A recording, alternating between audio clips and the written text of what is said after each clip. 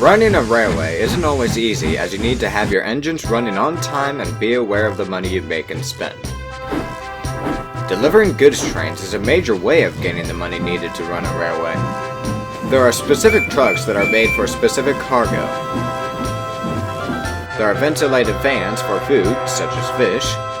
There are normal vans that are used for the usual cargo.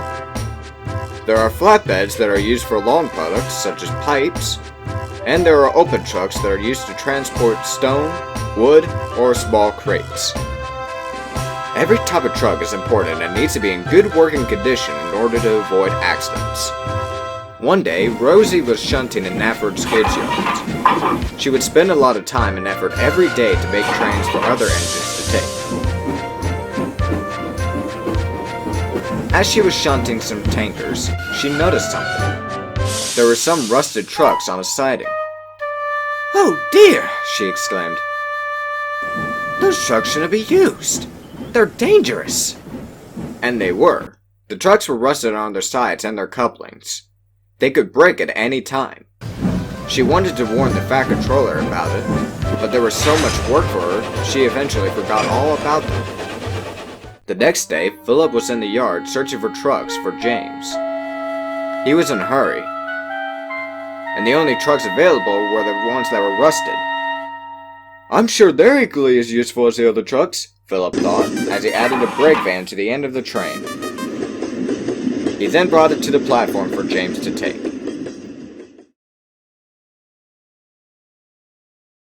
James arrived and noticed the line of rusted trucks. "Blah!" he exclaimed. "What are these dirty old trucks?" He was disgusted, but reluctantly coupled up to his train and set off.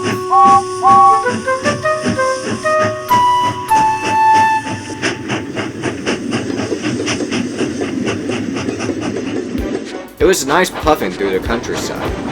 There was a soft breeze that allowed James to enjoy his run, even if he would rather be pulling coaches. "Morning, James," said Duck happily. "Hello, Duck," replied James. "Hello, James." "Hello, James," said Toby and Henrietta. "Hello, Toby," said James.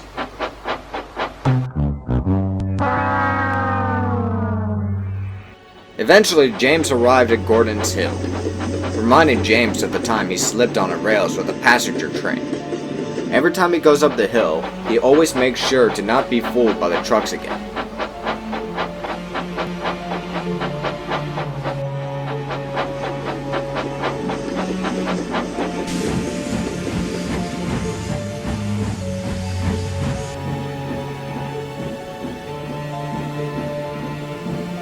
"I won't let you hold me back," said James as he puffed hard.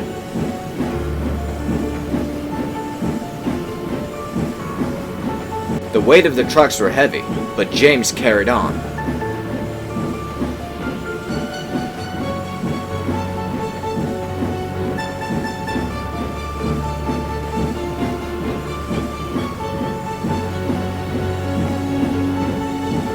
And then, it happened. A rusty old coupling snapped, allowing the trucks to roll back the hill as James looked in horror. "Oh no!" cried out James as his driver and fireman began to reverse. "Come on, James! We gotta catch those rusted trucks!"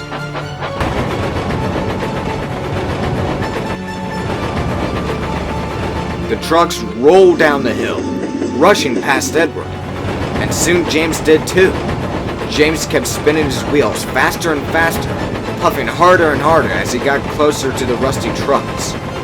He was about to catch it when he heard a whistle from behind. On the opposite side came Henry, heading straight towards the trucks. "Brakes, driver! Brakes!" But it was too late. The truck smashed into Henry, causing Henry to go off the tracks. Some of the trucks only derailed, while the others smashed into pieces. All the wood that was on the trucks were now everywhere. James arrived soon to see the accident. "I'm sorry, Henry," said James sadly. "Those trucks were always trouble." Henry was dazed, but then he noticed something on one of the derailed trucks. James, look! One of the couplings snapped! James, driver and fireman, inspected the truck. He's right, called out James' driver. It did snap all right. The Fat Controller heard of the incident and was very annoyed. Despite Rosie forgetting about the trucks, the blame was put upon the repair yard as they should have restored those trucks days before.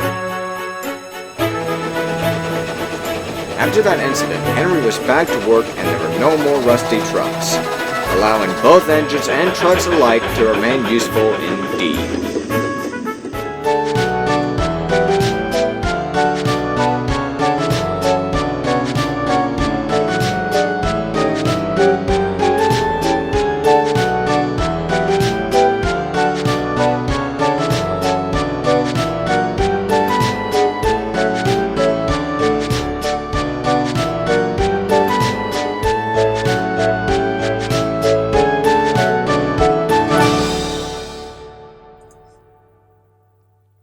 Rusty trucks?